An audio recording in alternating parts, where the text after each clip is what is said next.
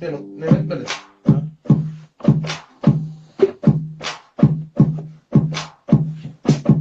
Şunu yazık. Oğlunun harçını meri. Oğlunun maşını deli. Maşını oğlunun bari. Oğlunun aydımın dari. Hakiki aydımın dari. Ey, Balkanlar akılır mari. Lema durdaş oğulları. Karasta aydıma bari. Sesine aydıma garip. Aytalar bahimde garip. Barcan ödeyedine barip. Açıp aydıma alıp. Bet aydımlarımı dari. Bolup da bolur mu dama. Dinleye hemme tanrana. Dinleye dostum hana. Dırıp dırıp dırıp. Alçataydı. Sağlıdır. Sağlıdır. Sağlıdır.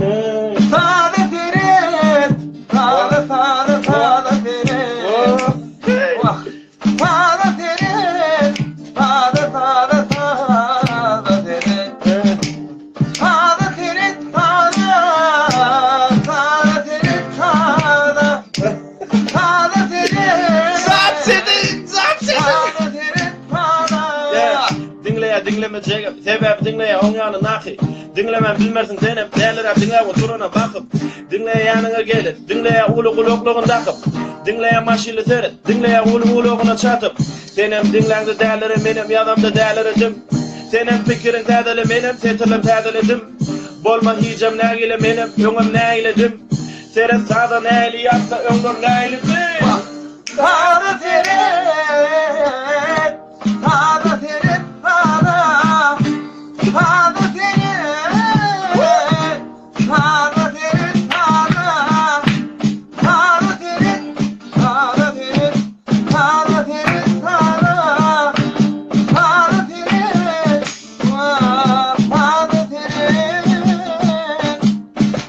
Oldu mu dedi? Ne oldu? Oldu da ya. Dur ya biz o çocuklarla saklama da. Başka da okuyayım onu. Sağda seret, Sağda seret. sağdan. Zap Ay, seni. sağda seret. Öldüm. Sağda seret sağda oldu.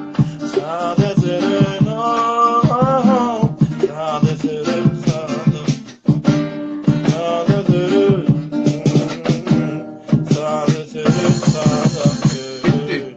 Sağda seret, Hey. sağda seret. Bak, sağda seret, sağda. Sağda seret, sağda. Sağda seret. Sağda seret, sağda. Sağda seret. Story ne? Sağda seret, sağda.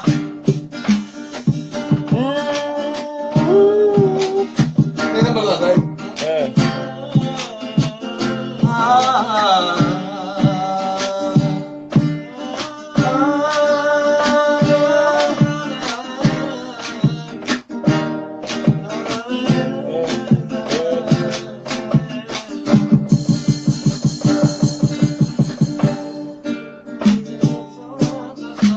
Sen de senden dönüp tek çıkmadık oradan o kaymadı.